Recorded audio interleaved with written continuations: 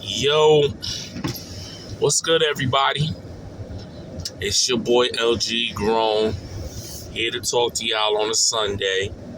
Yes, this is not the after hours, this is the beginning sunrise of Sunday talk. Now, in case you haven't heard, or if you are tuned in, the Dallas Cowboys are officially eliminated for having an opportunity in the playoffs. They needed Philadelphia to lose to Washington to have a slight chance of 1% chance of making it to the playoffs. Now, I told y'all last week, I didn't make it up. I didn't want everybody to be like, oh, we still got a chance. Yeah, we had a chance, but if we would have handled business like we were supposed to handle business and waiting for another team to lose, 99% of y'all known dang well Philly was not going to lose all three of their games. Now, Philly have opportunity of winning. They can win the next game, but I don't see them winning the next game because it's against Buffalo. But they have opportunity of winning the next game. And then the last game, since they locked in their playoffs, they don't got to play all their players. They can rest them for the playoffs because they don't got a bye week. If I were them, and I'm saying to myself, we just clinched our division, automatically going to the playoffs. Why do I got to risk hurting any of my players that is going to play for the playoffs? No, I'm going to rest them and get them ready for the week after. That's what I would do. So here's where we come off, all right? And I'm going to break down a couple of things right now. I got to break down the negative, and I got to break down the positive, okay? Let's start off with the negative. Cat's out the bag. Matt Eberflus has to go. That's just the number one. I don't care about nothing else. Matt Eberflus, the defensive coordinator, has to go. The defensive schemes that he have are just not cutting it. Now, it looked like it was getting better after the trades, when you got Quentin Williams and Logan Wilson, and the return of Overshown and Siobhan Revel. It looked it a little better. Now, hold on for a minute, because I need people to come to grips in reality. Okay? Because it looked better doesn't mean everything that he was doing was fixing the problem. We still was in that whack cover formation. We really wasn't in man formation with too much zone, too much coverage where they get nothing but easy checkdowns, or they throw it down deep. Every quarterback we made look like they were a superstar when it came to us. Every quarterback. You name it. J.J. McCarthy. Let's see. Who's the backup from Arizona? Can't even remember his name. Geno Smith, Bo Nix, Caleb Williams. Should I go on? Jalen Hurts. Dart. We haven't played Dart. We played a little bit of Dart. But Russell Wilson had about 500 yards passing, and he did that all season. He actually got benched after that game. So how in the hell are we letting all these players just make a foolery of us? Like, literally, marching down the field. Matt Eberflus does not make good adjustments. The only adjustment that I saw that actually was working for Matt Eberflus is when he put like a five-man defense where he had 3 D tackles and 2 D ends on the line. That's the only time I seen him actually was a little bit better. Bottom line is, you got to get rid of Matt Eberflus. You got to. You got to go looking for a defensive coordinator. Let me get this camera to me right. You got to get a defensive coordinator. You can't just hire somebody from just the staff. Go do your due diligence. Go make a proper interview of the defensive coordinators. These ones that has defensive guru minds. Like a Todd Bowles. I don't think Todd Bowles is going to get fired from Tampa Bay. But that's the person I'm talking about. If you can get like him with a defensive mind, you get what I'm saying? Look at the Broncos. Look at the Bears. There's other people. You have to. Hell, look at Cleveland. One of their staff for the defense. Like, somebody got it. You have to take time to get a real defensive coordinator that's going to come in with this scheme for this defensive coordinator. Now, the second problem. As much as I want to say it, you got to break up the cornerbacks. Diggs, you got to let him go. You got to let him. I'm not saying cut him. You're gonna have to part ways, trade him, get some type of value for Diggs. Y'all see me on this channel talk about it. We have to move forward where we got to get some nice young core cornerbacks that's eager to play. Now, I would keep Diggs, but at the same token, I would put Diggs back at his original spot, which is the slot, where he was a beast at when he played slot. We are seeing that Diggs is not that number 1, number 2 DB corner that's going to take. You got to put him in that nickel slot coverage where he can do freelance. He can help cover. You know what I'm saying? You're not relying on Diggs to be that main press guy. You know? You already got Sharon Bevel. That's a good start. Now, if you go in the draft and you focus on defense, mainly corners, hell, you can even focus getting a corner from free agency. If you can get a nice veteran corner, so now you done set it up. You got your veteran on the staff. You're not relying on him to be the main guy. He's teaching that core corners. The same logic Philadelphia did. I'm giving you the tools that people did, and it worked for them. The same logic Philadelphia did. What did Philadelphia do? Philadelphia had a veteran cornerback, which was Slay. And then what they did, they didn't just rely on Slay to give him to the Broncos. They got 2 corners in that draft. Mitchell, and then they got Cooper DeJean. And then by having that veteran corner on their staff, it was able for him to mold them and teach them because they were the future. That's what they did. So, like I said, you get you a veteran, you bring him to the staff. You still draft 2 cornerbacks. You still get 2 cornerbacks. And now you're looking better. You're focusing a little bit better on your defense.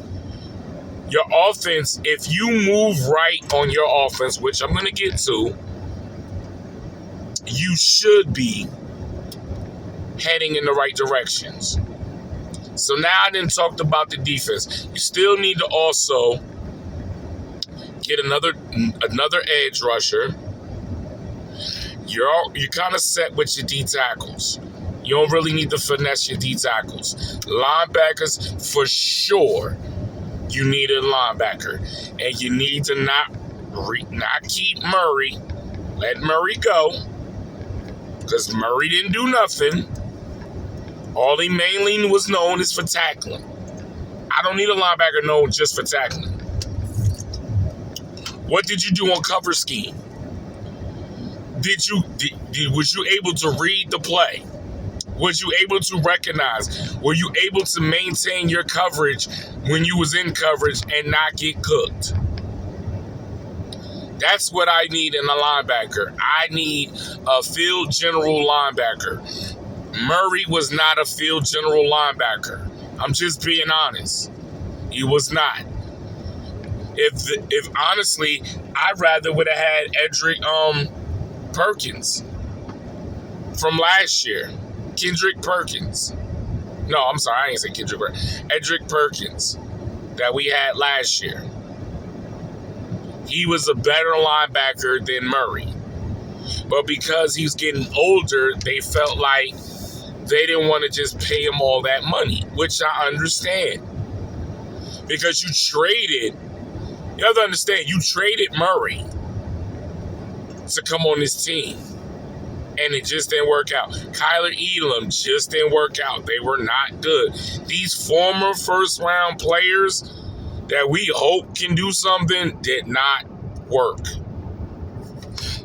Did not work. I'm just being honest.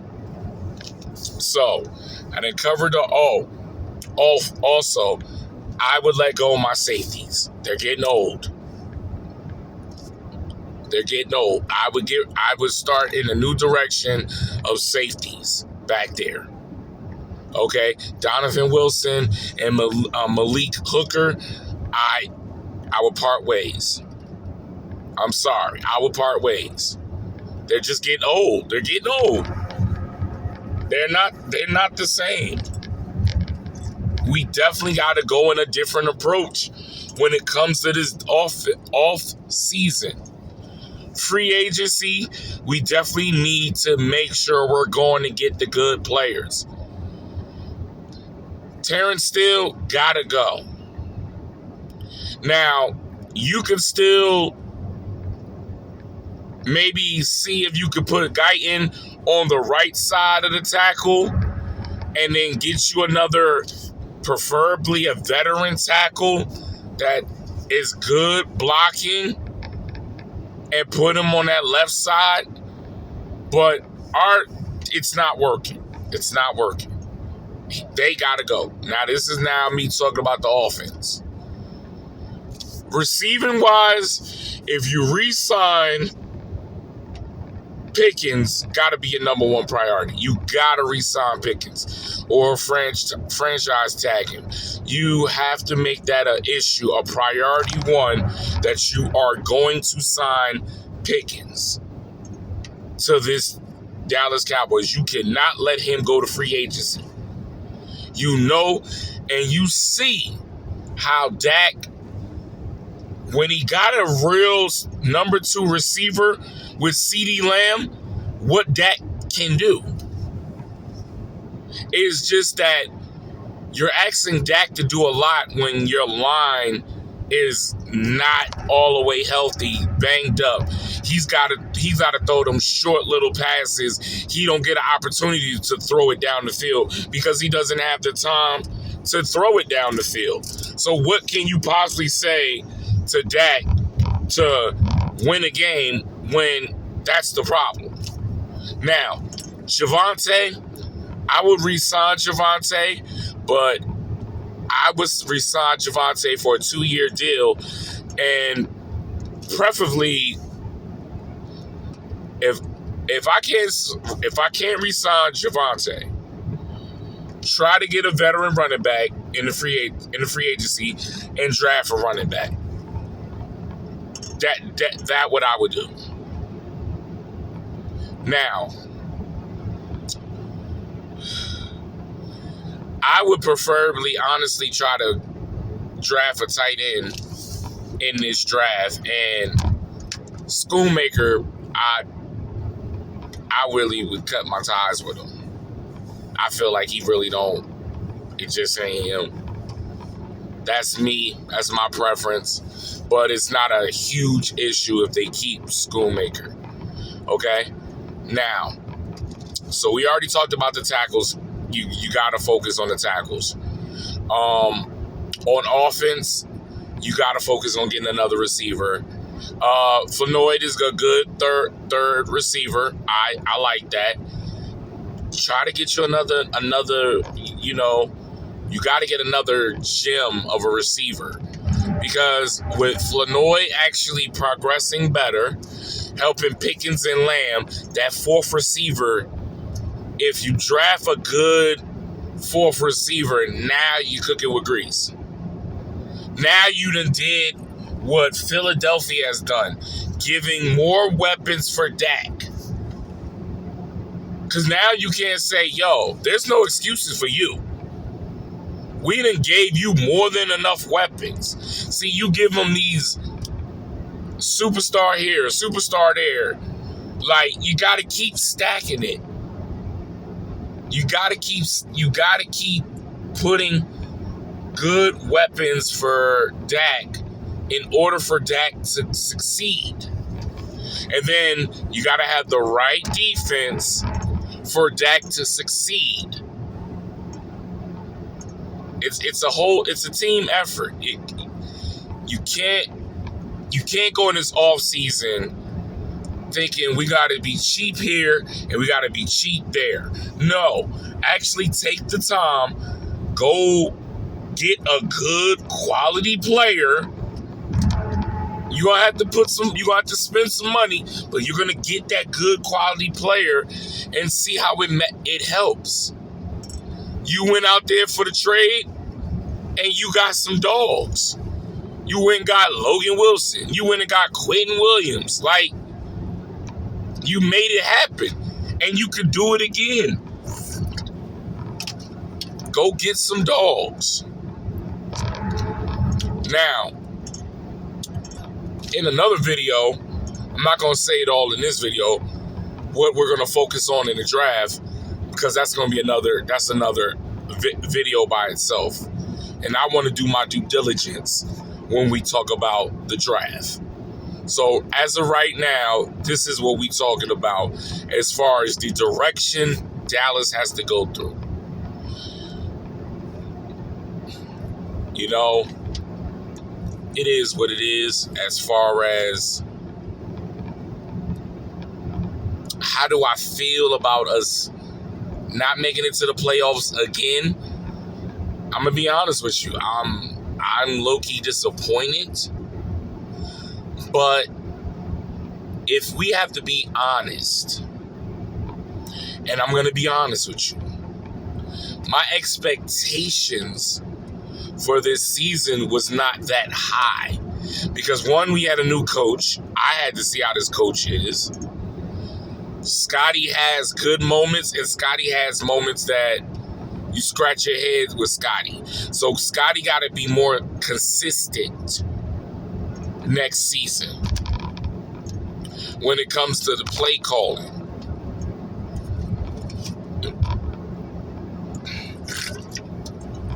Scotty has to take the time and really find a good defensive coordinator. And I really mean that you really got to take the time to really find a good defensive coordinator. You can't tell us as the people, oh, we got to give Matt Eberflus another shot. No, we don't. Matt Eberflus' defense was horrible. It was horrible. You know what I'm saying? At the first half of the season, our run game was terrible. Like, we was trying to make that a priority of stopping the run. And you had Rico Dowdle had a good run game. You had RJ Harvey had a good run on us. Like,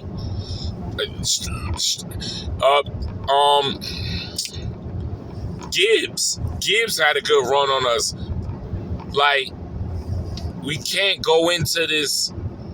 We have to. You got to take accountability, and Matt Eberflus is mainly what is the factor. Period. All right. Now, I done talked ahead to y'all enough. I appreciate y'all on the challenge. I still want to wish y'all a happy Sunday. I hope everybody is enjoying the rest of their Sunday. The Sunday just about to start. And we will cover the game and have a conversation about the game. But until then, y'all stay blessed.